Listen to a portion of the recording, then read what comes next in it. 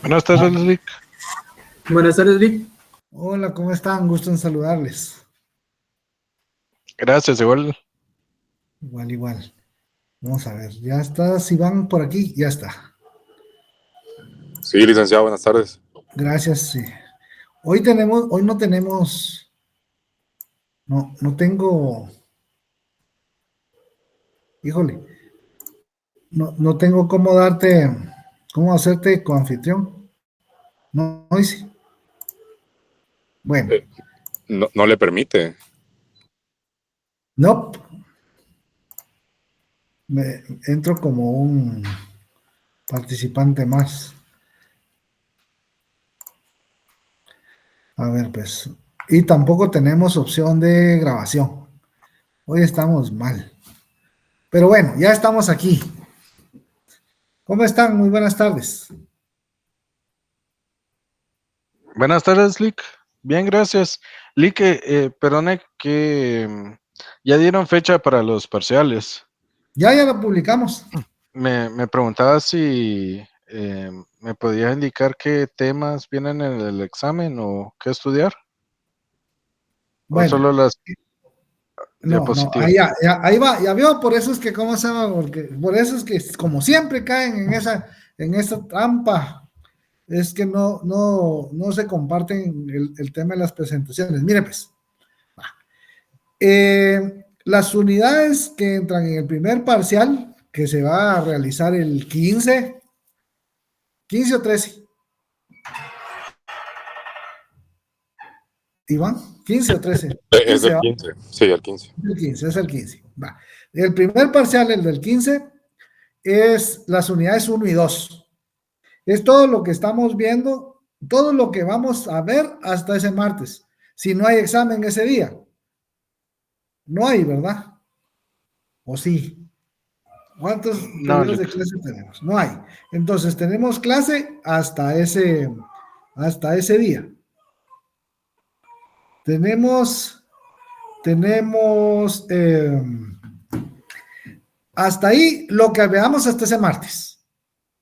No va a entrar nada que no hayamos visto de los temas que hemos abordado. Recuerden que comenté que la particularidad que tienen los exámenes de economía agrícola es que no son exámenes memorísticos, son exámenes analíticos. Entonces, lo que hemos venido revisando, es y todo se va a incluir en el examen. De la manera en que mejor podamos aprovechar esa parte. ¿Qué se acostumbra?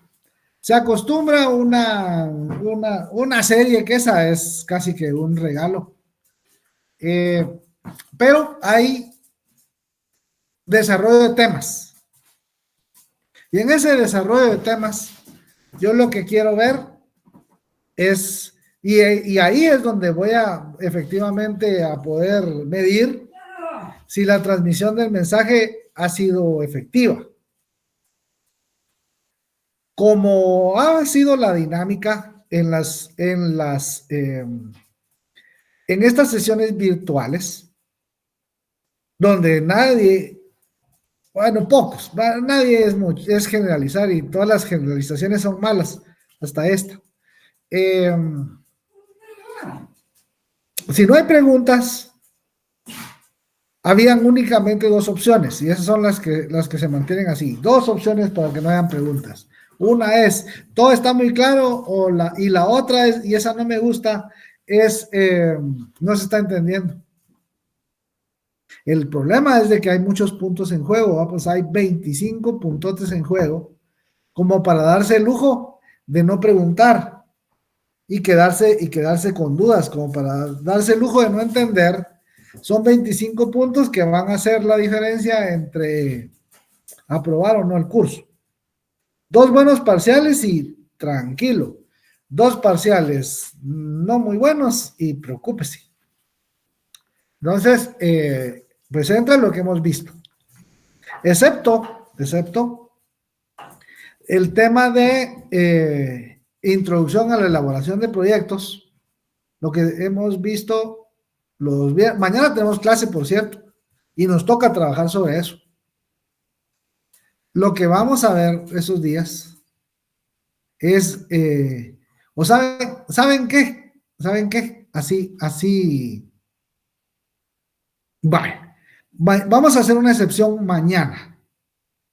Mañana que estamos todos juntos, mañana que tenemos clase todos juntos, les propongo lo siguiente. Revisen el material que ya está ahí publicado. Sus notas de clase más ese material deberían de ser suficiente para poder abordar con propiedad cualquier tema o cualquier serie de examen de la forma que tenga. Lo que yo no me recuerdo, y ahorita estoy dudando con eso, Iván, el examen es presencial, ¿verdad? Sí, licenciado, todos los exámenes son presenciales. Ahí estamos, es que entré en duda y bueno, hagamos algo. Miren, pues, repasen su material de consulta, ese que está ahí, más sus notas de clase, y mañana no vamos a trabajar elaboración de proyectos. O podemos sí hacerlo. Mejor, ya se me ocurrió otra cosa para darles más tiempo, porque de aquí para mañana, mentira que van a leer, pero de aquí para el próximo martes y que nos toca presencial, lo que vamos a hacer ese martes presencial es únicamente atender dudas. Una especie de repaso. Si logramos hacer que la cañonera del segundo salón funcione, eso va a ser magnífico. Sí, Sabdi. El martes tenemos examen parcial de macro, de 6 a 8. Y no pregunté yo si había examen, ¿ves? Dijeron no. Es que ahorita vi para revisar si estaba entonces no. Y para mañana no sé qué tan efectivo sea eso. No van a leer, mentira. No. Sí, Luis Fernando. Buenas noches, Lick. ¿Me escucha? Sí, adelante. Perfecto.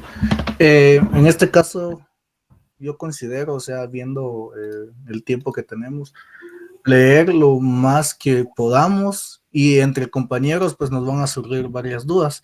Y esa duda puede ser una duda de alguien más o quizás nadie pueda tener esa duda, pero con eso nos ayudamos entre nosotros.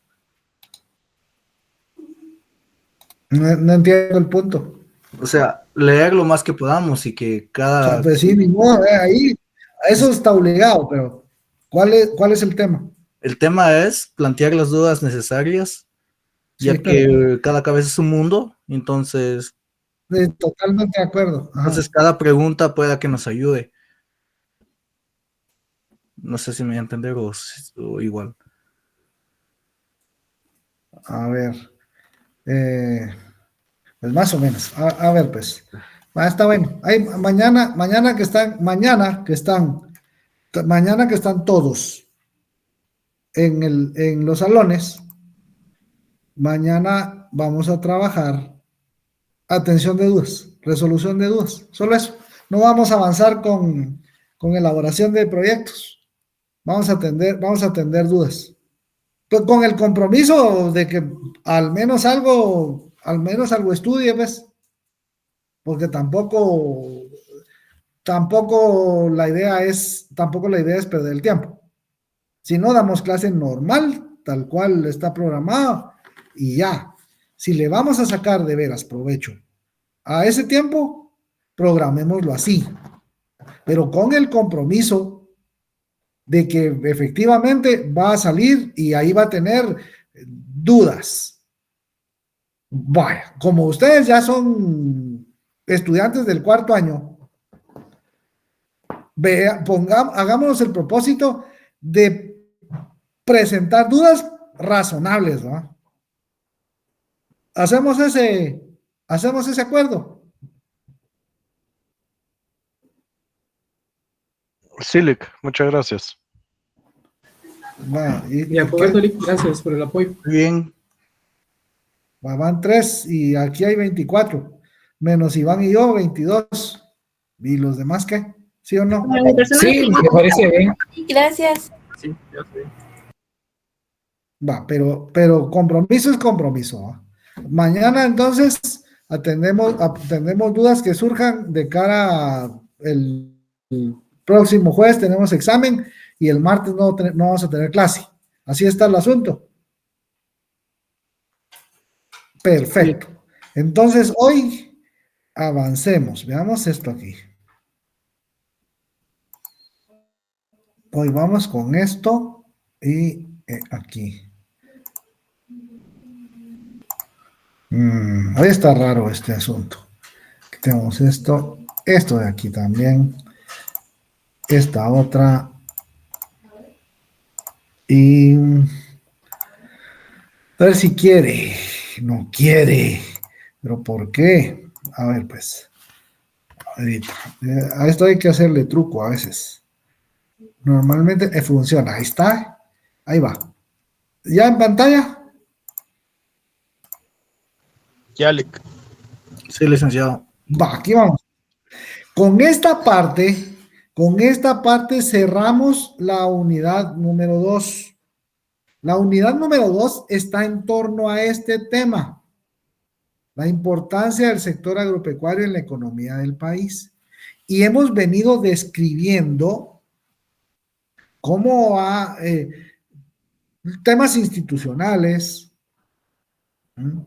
temas respecto de cómo se ha venido conformando ese modelo en el cual la tierra está distribuida de una forma muy desigual, extremadamente desigual. Se recuerdan muy pocos propietarios, estamos hablando de el 8% de los productores agrícolas con una posesión cercana al 80% de la tierra productiva. Y vimos la importancia del acceso al segundo factor más importante, agua para riego. Como ese pequeño porcentaje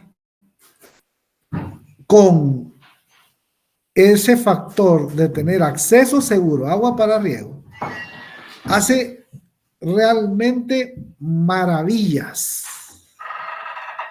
en el sentido real, porque vieron que todos esos productos de los que estuvimos hablando, incluyendo los no tradicionales, esas exportaciones, esas agroexportaciones, están muy bien colocadas en el mercado internacional, ya sea a nivel de América Latina o incluso mundo.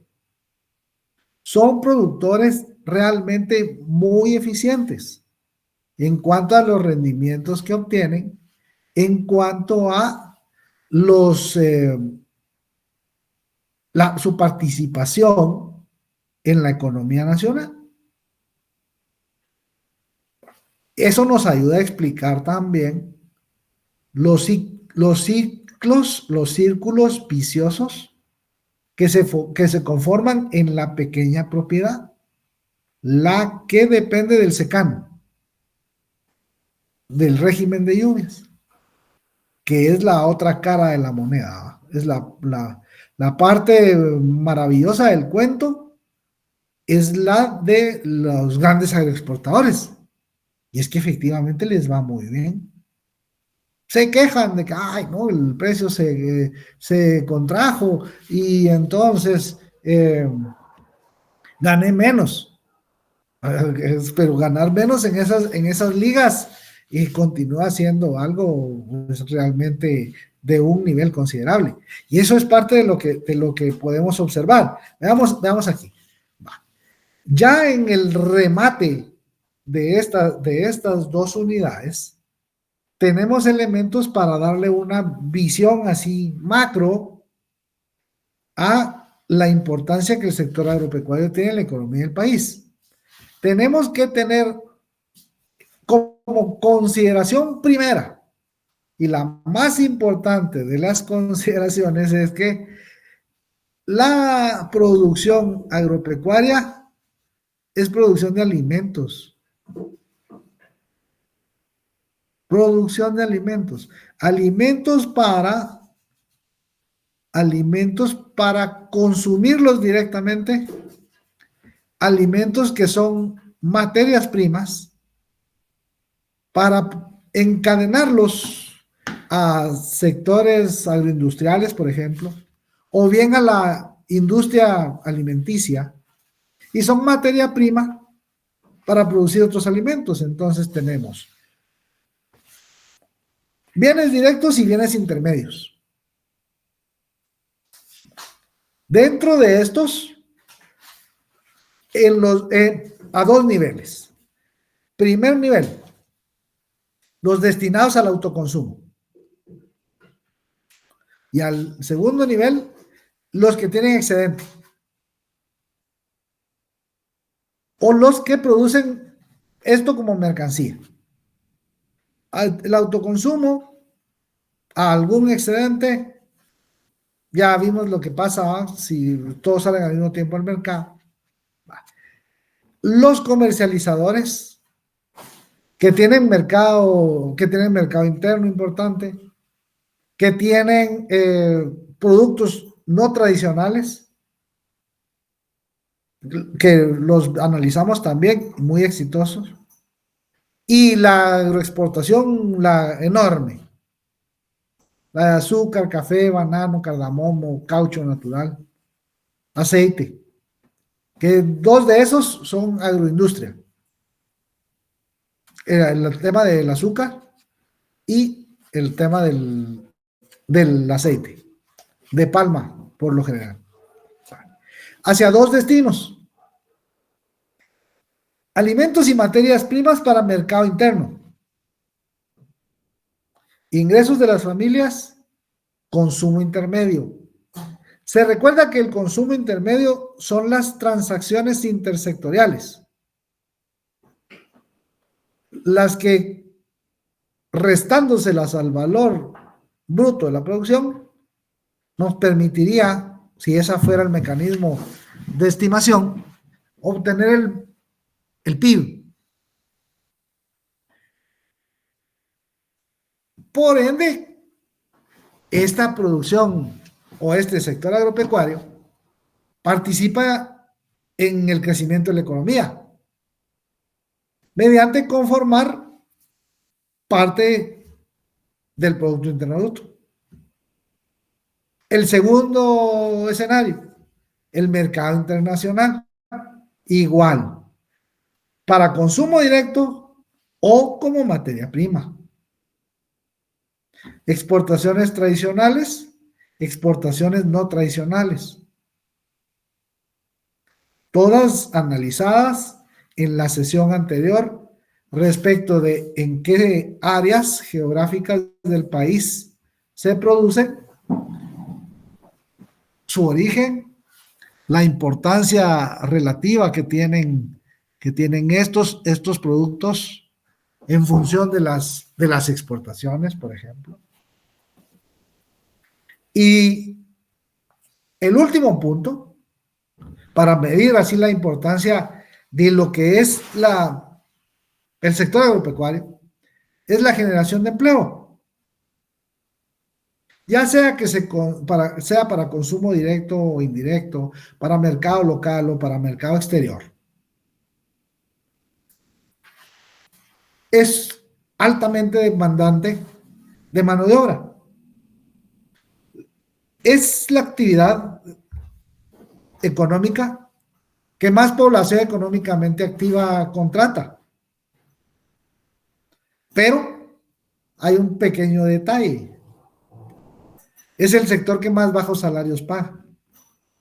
Y lo vamos a ver todo esto a continuación. ¿Dudas hasta acá? Sí, licenciado, buenas noches. Fíjese que yo no le entendí muy bien a la parte cuando dijo las transacciones, habló de algo interno, pero ahí no le entendí, pero no lo quise interrumpir en ese momento. A ver, de nuevo, ¿cómo es el asunto? A ver, por favor. Sí, ¿puede explicar nuevamente la parte de que habló de las transacciones que incluía sobre el Producto Interno Bruto? Es que no mucho le entendí esa parte. Bueno, a ver, pues. ¿Se recuerda cuando estábamos explicando que podemos, para su análisis, dividir la actividad económica en 3 sectores? El primario, el secundario y el sector servicios, el terciario. Y lo que hicimos fue, pues, un diagrama de Venn, usando la teoría de conjuntos. En los cruces que hay entre cada esfera, que es cada sector, veíamos que habían zonas comunes.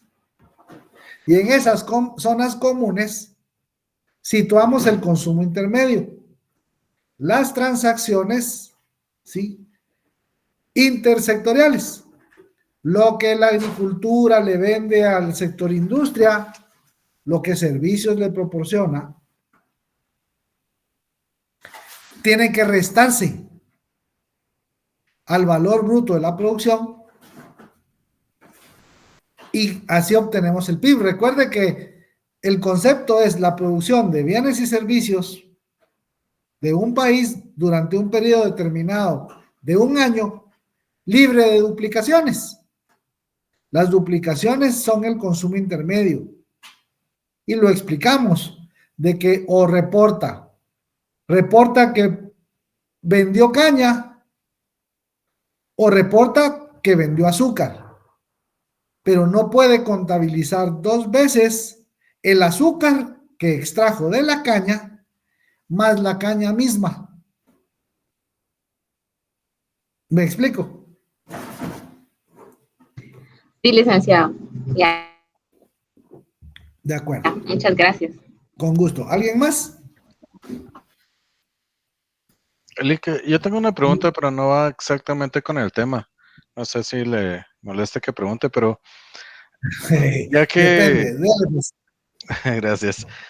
Ya que hemos visto que hay muchos intereses privados, económicos, políticos, etcétera, para mantener la gran mayoría de la población pobre o sin acceso a sus propias tierras, no sería, y de nuevo, tal vez viene de ignorancia mi pregunta, perdone que la haga, ¿no sería mejor educar a la población que no tiene acceso a sus propias tierras técnicamente para que hagan trabajos más tecnificados y salgan de la pobreza? Gracias, Lick, y perdone. No, al contrario. Esa pregunta es interesante. Vamos a quisiera guiarlo un poco a la forma en que los tigres asiáticos. Por ahí nos vamos a ir. Por ahí nos vamos a ir. Y no solo con los Knicks, que eran estos chatos, ¿no? Mire, ves. La parte más importante de todo este tema es a qué es lo que los países le apuestan para su crecimiento económico. Como primera parte o como condición necesaria para desarrollo, tiene que existir crecimiento económico. Aquí nosotros vemos que el PIB en términos absolutos crece todos los años, casi todos, ¿verdad? Hemos tenido años en los que incluso, bueno, uno nada más en los últimos 20 y tantos años que recuerdo, solo un año es en el que hemos tenido un crecimiento negativo. Y fue el 2020. Era menos 1.5, si no recuerdo mal. Entre menos 1.5 y menos 1.8 por ahí. Iván me podría ayudar con eso, pero yo creo que era menos 1.5. La variación interanual del PIB. Sin embargo, en términos absolutos, la variación es muy pequeña. Lo que quiere decir que prácticamente hay crecimiento todos los años. En términos absolutos. Miremoslo aquí. Vámonos a esta. Y esa me va a ayudar a explicar. Miremos hasta ahorita, vamos a regresar. Miremos esto. Esto es la participación de los tres sectores en la conformación del PIB. Y si se dan cuenta, todos tienen un comportamiento al alza, comportamiento positivo. Hay pequeñas variaciones, hay algunas leves caídas. Particularmente, esto viene de 2013 a 2023, ¿no? 23, 22, 21, 20. El crecimiento es prácticamente nulo en servicios, es prácticamente nulo en industria y es relativamente mayor en agricultura. Este es el año más fuerte de la pandemia. Servicios se contrae un poco, particularmente por el tema, por dos actividades económicas. Transporte de personas y de mercancías y alojamiento, turismo y viajes. Por ahí. Por los temas de las restricciones a la movilidad. Fuera de eso, lo importante es ver el comportamiento. El Producto Nacional se comporta así, en la suma de estos tres, la tendencia es al alza, ¿eh? La tendencia es al alza. Sin embargo, aún cuando la economía viene creciendo bien, a nivel macroeconómico, implica que nuestra economía es muy saludable, aun cuando existen choques exógenos, no necesariamente económicos, porque aquí ha pasado de todo. Durante los últimos 25 años, aquí ha habido conatos de crisis en el sistema financiero, empresas estatales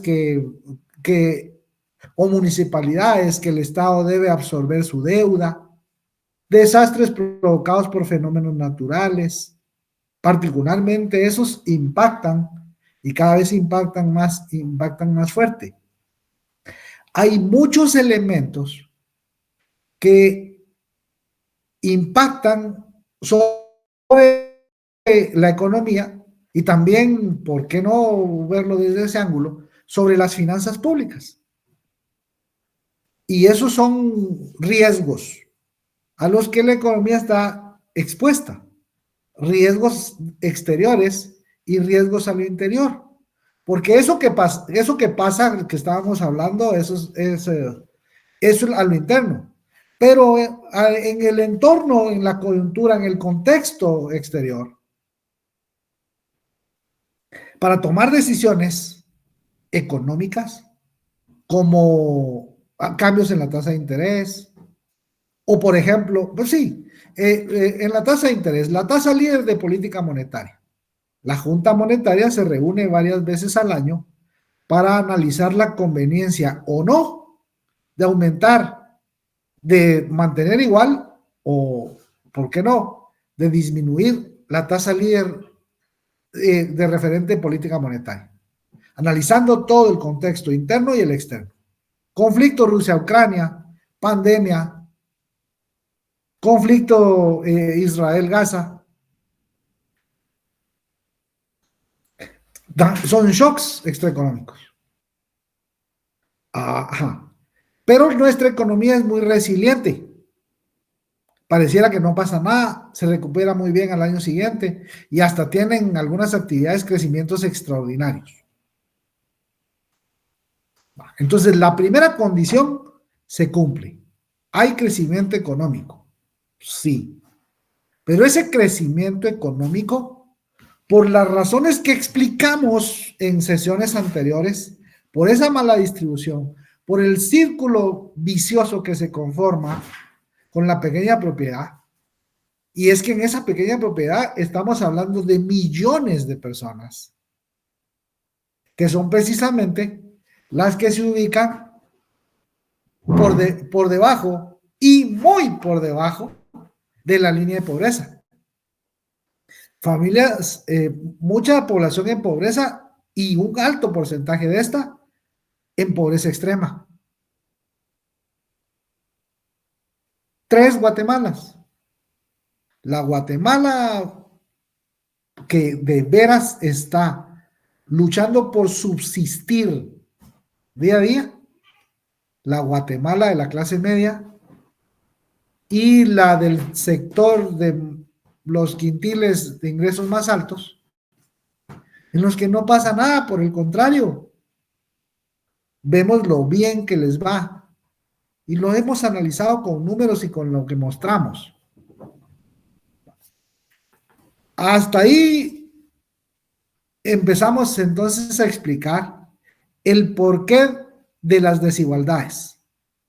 ¿Por qué esas enormes brechas que se manifiestan en indicadores socioeconómicos, indicadores económicos buenos, pero indicadores sociales endebles, muy por debajo de sus comparables? Si lo viéramos en función de países de renta media alta, como está clasificado Guatemala por el Banco Mundial, por ejemplo, sus indicadores sociales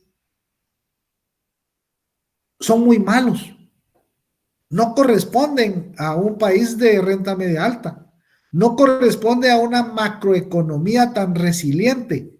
No corresponde a una actividad económica que crece y crece bien, aun cuando en promedio el crecimiento está en el orden del 3.5%. La variación interanual. Eso ha sido muy bueno para muchas actividades económicas, pero no ha sido suficiente para que permee hacia lo micro y esos indicadores sociales cambien. Y eso está en función de las enormes vulnerabilidades que el país tiene. Son vulnerabilidades estructurales. Desnutrición crónica, grado de escolaridad más o menos 4 años en mujeres en el área rural indígena. En varones la diferencia tampoco es mucha, es como llegando a 6 años de escolaridad. Eso es casi la primaria.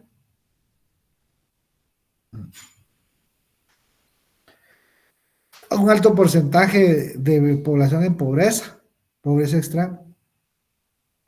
Remesas familiares creciendo, lo cual es bueno y no. Las remesas familiares se han constituido prácticamente en el respirador artificial de nuestra economía en función de cómo se vienen dando los otros indicadores sociales. Es lo que ha evitado que muchas familias más estén en condiciones de pobreza.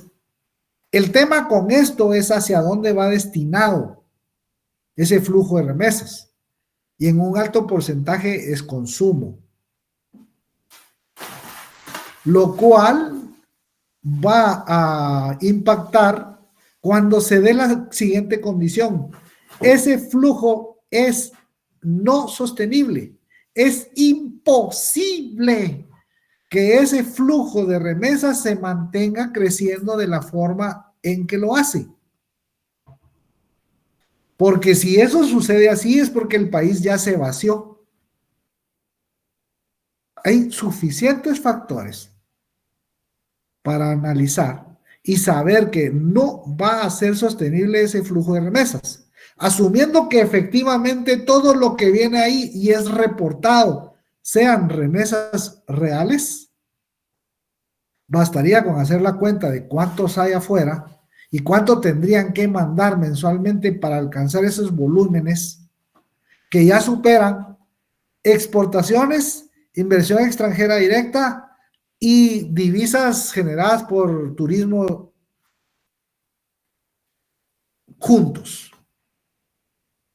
O sea, resulta que el principal producto de exportación de Guatemala son los chapines, lo cual va a traer consecuencias terribles para la economía en poco tiempo, porque hay algo que se llama bono demográfico, y ese bono demográfico está constituido entre la relación de la población en edad de trabajar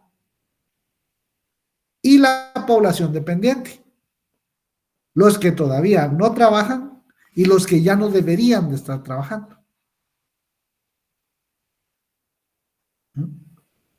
Ese bono demográfico que se está yendo va a pasar factura, porque va a ser también prácticamente insostenible muchos sistemas, incluyendo el previsional, que funcionan de manera de reparto, son piramidales.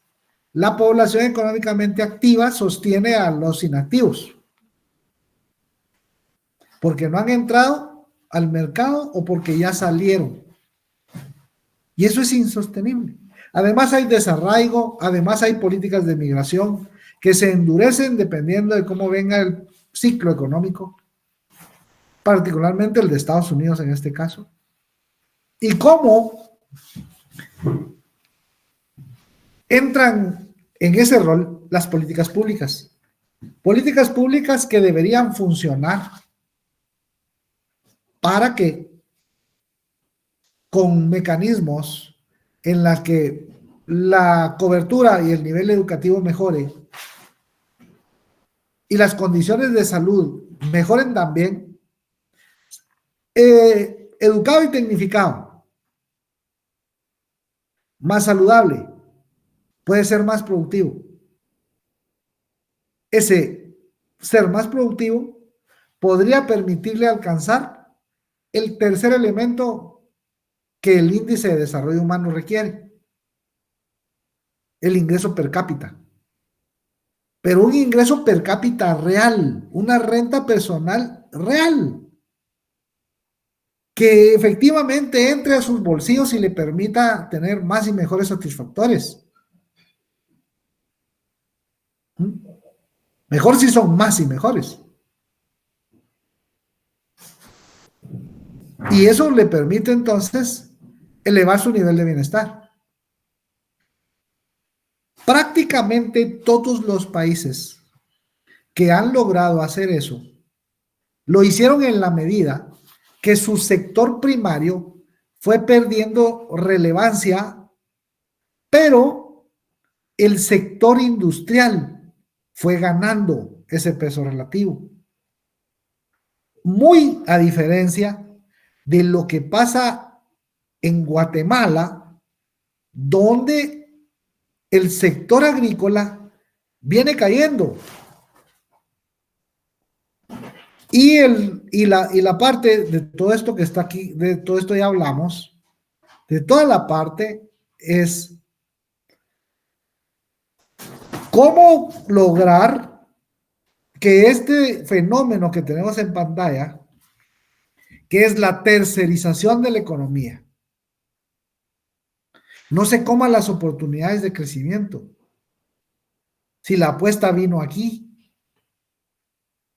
vestuario textiles, el principal producto de exportación. ¿Proveniente de qué? Proveniente de temas que están ligados al sector servicios. Maquila. ¿Qué otros servicios vienen creciendo con una dinámica muy positiva? El sector financiero, los call centers, BPO, contact center, todas esas actividades de servicios que hacen que este crecimiento, veámoslo aquí, este es como la economía, no, la participación de la agricultura en el PIB. Vemos todos los años, crece. Pero al analizar su evolución desde el punto de vista de su peso relativo, su participación porcentual en la conformación del producto, ha venido disminuyendo. 1.9 puntos porcentuales de diferencia. Eso son muchos millones. Y esta actividad viene aquí, viene bien, pero su peso relativo en la conformación del producto se cae. Este repunte es que servicios e industria, es lo que explicamos en esta. Servicios e industria en 2020 prácticamente no crecen. Como hay que comer, sí. Y hay que comer aquí y en todos lados, ¿no? Entonces, para mercado interno y para mercado externo, en 2020, el peso relativo se ve que tiene un repunte. Pero la explicación es esa. Países que han logrado cambiar esa dinámica y han apostado a la industrialización, hace 50 años eran igual que Guate, o tenían indicadores peores aún que Guatemala. Y esos son a los que se refería con el tema de los tigres asiáticos, esos NICs, los nuevos países industrializados, a los que hacía referencia Camilo, son un ejemplo de que efectivamente ese cambio se puede dar, pero la apuesta al desarrollo debe ser distinta. Debe ser políticas públicas que efectivamente fomenten el desarrollo de actividades, como sí sucedió con vestuarios textiles, que ese es producto de el decreto 2989, la ley para el fomento de la actividad exportadora y de maquila, y también los productos no tradicionales de exportación, en su mayoría son producto de esos incentivos. Si vemos, vámonos, ya vieron lo importante de los temas de trabajar con información de otros cursos aquí. Vamos a ver. Doctrinas económicas. Esto es de doctrinas económicas. Doctrinas económicas. A ver, ¿quién anda aquí? ¿Quién es de veras? ¿Quién en serio aprobó bien su curso de doctrinas? Pero de veras así, nítido. A ver, ¿quién se anima? Doctrinas 2.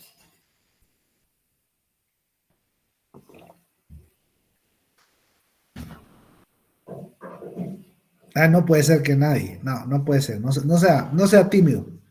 A ver, pues. Estamos hablando de incentivos. Cuando estamos hablando de incentivos, particularmente estos incentivos fiscales, a lo que tenemos que recurrir es al origen de este tipo de instrumentos, de este tipo de mecanismos. Entonces nos vamos a ir con los clásicos y vamos a regresar con Federico List y todo el tema de la industria infanta. Todo el esquema de los incentivos, de acuerdo con List, debería de funcionar de forma que este incentivo sirva para que la actividad empiece, primero que surja, que exista y que empiece a crecer. Por eso se llama de la industria infanta. Entonces, esta parte de la industria infanta, el asunto es, debe desarrollar esta actividad a través de incentivos, a través de un tratamiento fiscal excepcional o diferenciado, pero solo hasta que alcance el nivel suficiente para que se vaya solito. Porque mantener los subsidios o los incentivos no hace eficiente a las actividades económicas. Por ejemplo, qué lindo que la producción nacional o lo que se queda para mercado interno subsidie, técnicamente haga competitivo a un producto en el mercado exterior.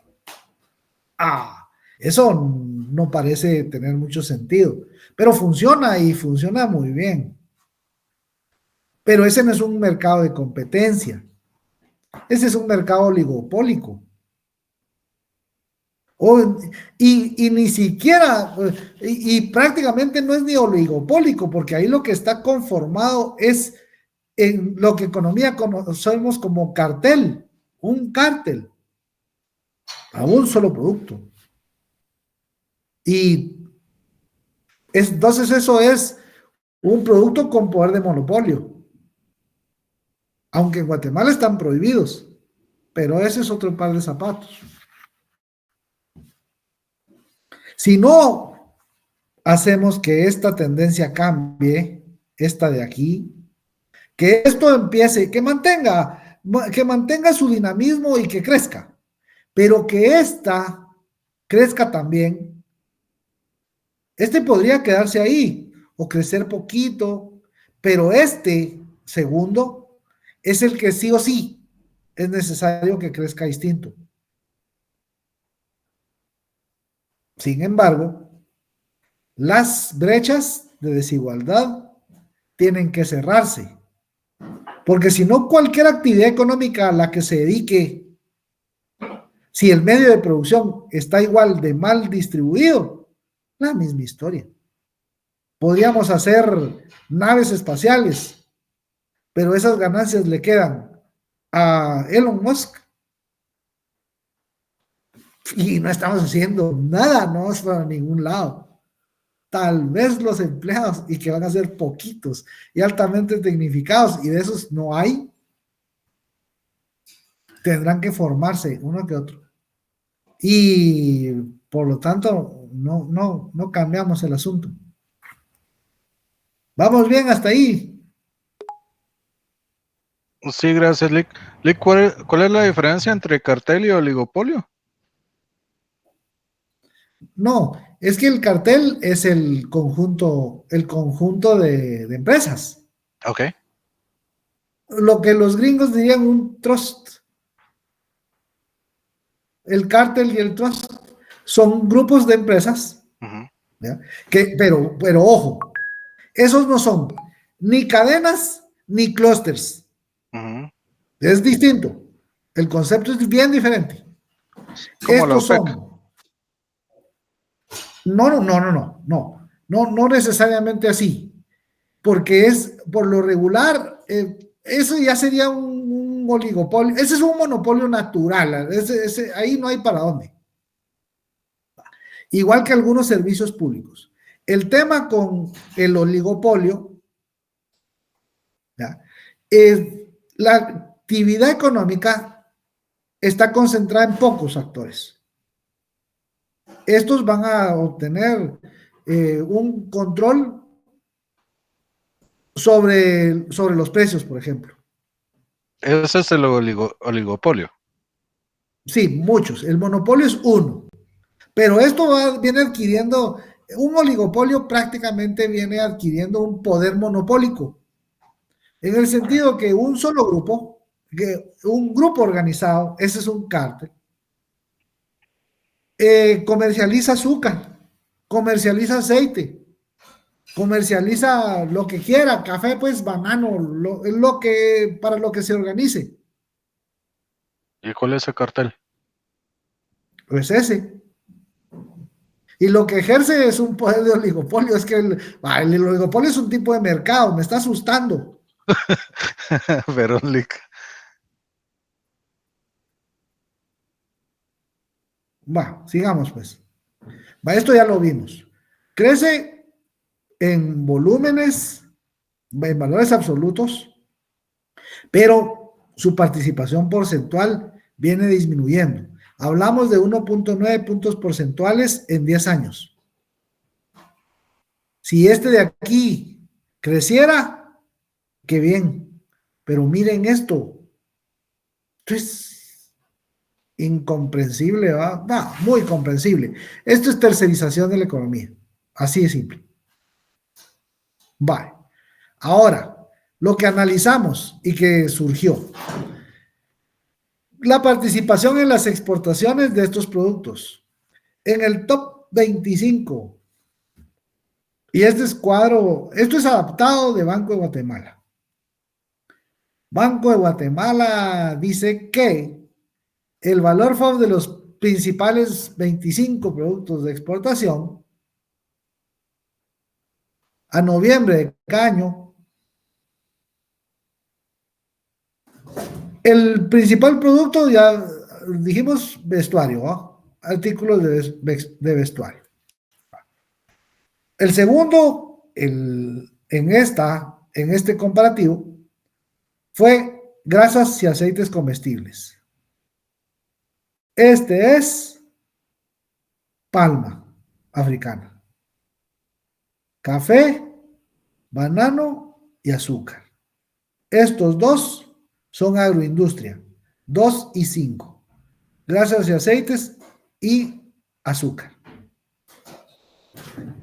El siguiente agropecuario, frutas frescas. Lo analizamos también en la sesión anterior. Preparados a base de cereales. En el 14 está cardamomo.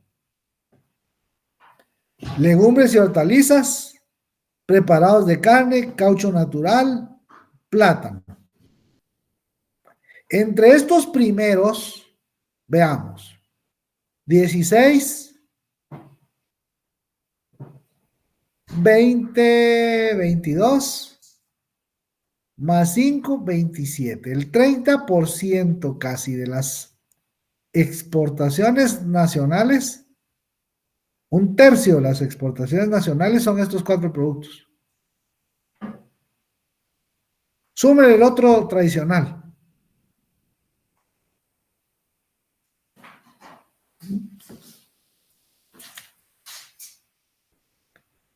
Eso es en cuanto a la participación en las exportaciones. Una pregunta, licenciado. Adelante. ¿Cuáles son esos preparados a base de cereales? ¿Un ejemplo? Alimentos para personas, alimentos para animales también. Gracias. Pueden ser también aceites a base de cereales, pero sigue siendo un producto agrícola, ¿no? Claro, tiene agroindustria de por medio, sí, igual que azúcar, igual que grasas y aceites comestibles. Vamos aquí. Ese es SIU. Iván, ¿ese es SIU o es QODE?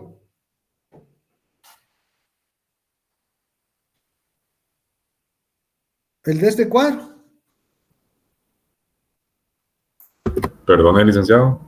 ¿Es clasificación SIU o es QODE? ¿De dónde sale esta nomenclatura? No, ese sí es UOE, porque la SIU es de 4 dígitos. Bueno, tiene apertura hasta 4 dígitos. Va. Entonces, esta de aquí, ahorita vamos a salir de dudas. Ahorita, esa parte es interesante. Vamos aquí. Nueva pestaña, dice.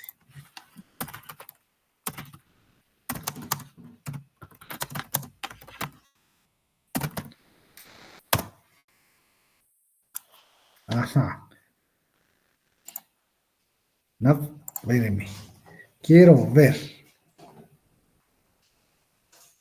Ajá. Va, aquí está, mire pues. Aquí está. Mire lo importante de eso que hizo. Mire, bonita su pregunta, me gusta. A ver, ¿dónde estamos? Un toy. Aquí. Wow. Dejo de compartir. Esta. Voy a compartir esta. ¿Está en pantalla? Sí, le cae, se ve. Sí, le- Va. Mire pues, esta es su pregunta. ¿Qué es esto? Preparaciones a base de cereales. Harina, almidón, fécula o leche, productos de pastelería. Estos son, este tipo de nomenclatura, este tipo de clasificación es la que se usa en comercio internacional para que estemos exactamente hablando de lo mismo. Aquí en Guate, en México, en Chile, en Indochina, esas clasificaciones que se usan en los códigos arancelarios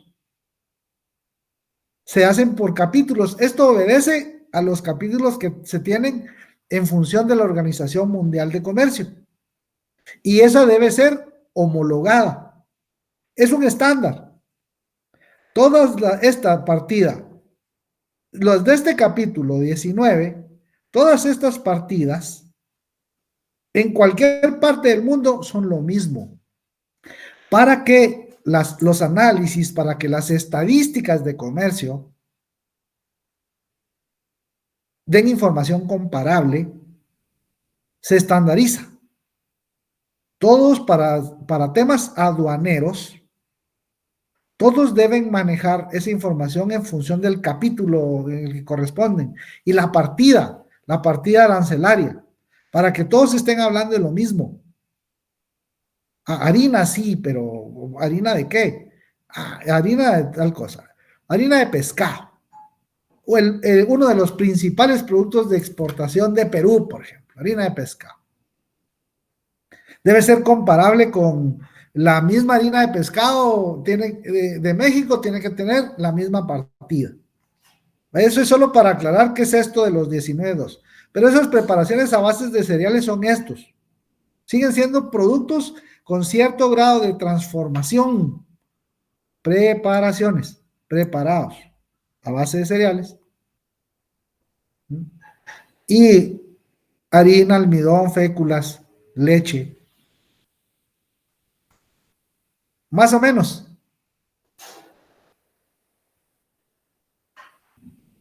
¿Sí o no? Sí, licenciado, gracias. Va. Salimos de este. Ahora regresamos al que traíamos. A ver. Ya lo perdí. Déjeme ver. Venimos bien. Ahorita vamos con esto. Va. Aquí. ¿Ya está? ¿En pantalla de nuevo? Sí, le Va. Entonces, esto es para que veamos la participación en las exportaciones, la importancia que tienen. Todos los marcaditos en verde son del sector agropecuario. Todos.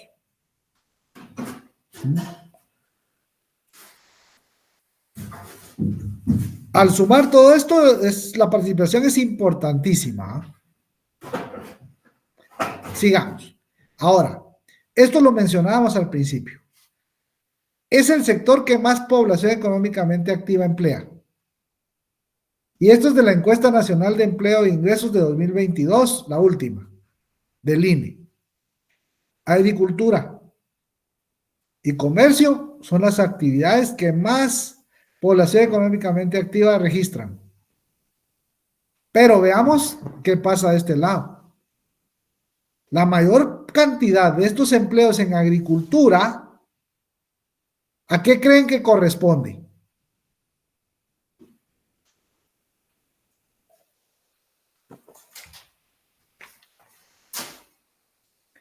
Es trabajo estacional, ¿va? Para la zafra, para la cosecha. Algunos sí son empleos fijos, pero la mayoría están en esta categoría, jornalero o peón. Y reportado, la categoría ocupacional, la única categoría ocupacional reportada en Guatemala que gana menos que un jornalero o peón del agro es el empleo en casa particular. Una cosa es el salario mínimo y otra muy distinta a lo que en realidad, de acuerdo a la encuesta, pagan.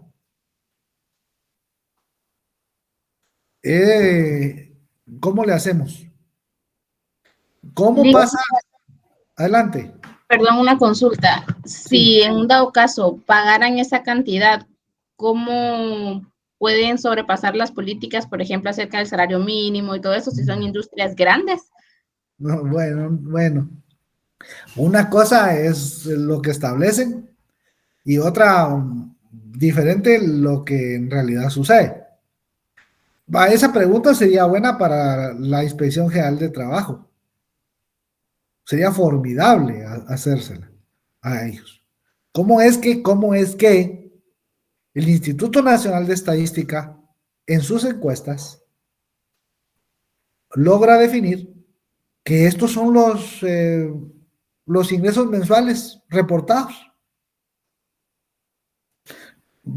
Eso es lo importante de poner la fuente, ¿no?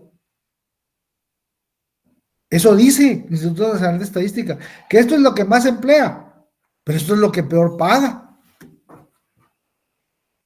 Esa es una pregunta valiosa. ¿Se cumple? No.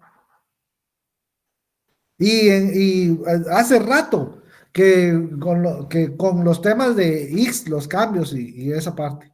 Y en teoría, el trabajo que hace la Inspección General de Trabajo, esto no debería de suceder. Todos estos de aquí están por debajo.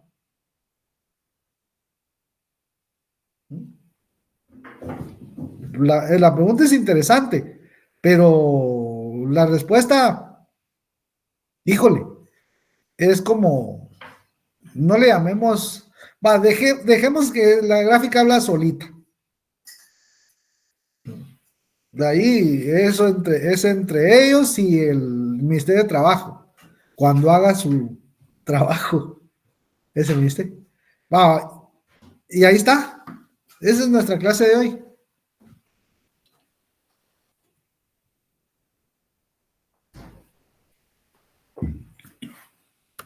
Quedamos en que mañana vamos a atender dudas, ¿no? No vamos a avanzar con el tema de evaluación de proyectos, sino nos vamos a ir a la atención de dudas. Así que, ¿puedo hacerle la última pregunta?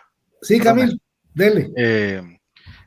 En la gráfica que nos mostró de los 3 sectores del país, usted nos explicó de que la actividad económica iba en crecimiento año a año.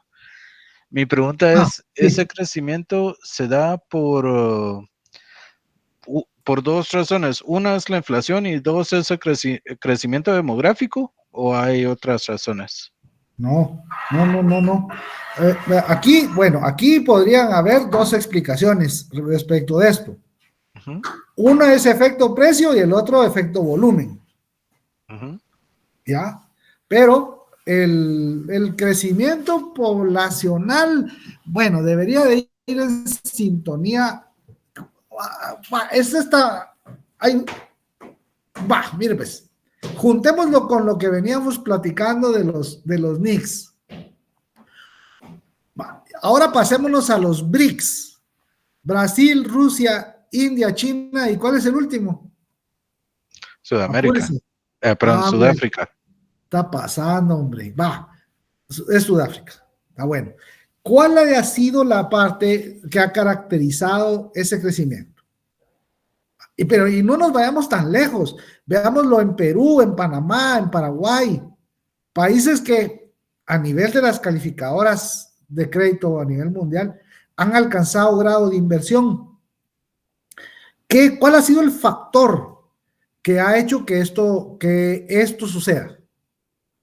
Ha sido el crecimiento de la clase media.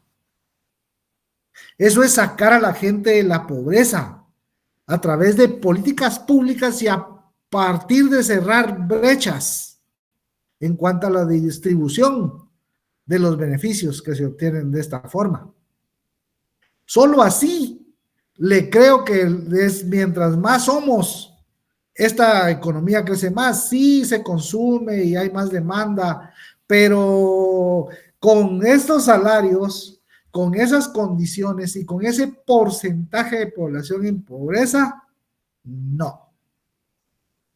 Porque no hay un crecimiento real del PIB per cápita, que sea de veras en ingresos reales en sus bolsillos, no solo el promedio afectado como todos los promedios por los valores extremos y un PIB per cápita que viene creciendo y que ya anda como en ¿cuántos? $6,000, Iván, por ahí va. Más o menos, sí. Ajá, y eso coloca a Guatemala como un país de renta media alta. Sí. Pero la microeconomía no dice lo mismo. Dice que eso es tan mentiroso. Ese es uno de los indicadores económicos más mentirosos. Y ya explicamos cómo el PIB per cápita más o menos funciona. Camilo e Iván tienen enfrente de ellos 10 panes. Tienen una disponibilidad teórica de 5 para cada uno. Pero resulta que Camilo se come 8. Y si Héctor Paz llega a tiempo, Iván a lo mejor cuenta con 1. El PIB per cápita es lo mismo. No es real. No hay un crecimiento real de la clase media. En la medida en que la clase media crece, más y mejores satisfactores. Es lo mismo que hemos venido hablando. El consumo crece. Las importaciones crecen. Eso es lo que ha pasado con estos países. La apuesta al desarrollo es la clave. Gracias, Camilo. Gracias, Astelic. Los demás. Está bueno. Nos vemos mañana. Feliz noche. Gracias. Igual, feliz noche. Que mañana es en el salón de las 7, ¿va? Muy bien. Feliz noche. Hasta luego. Buenas noches, licenciado.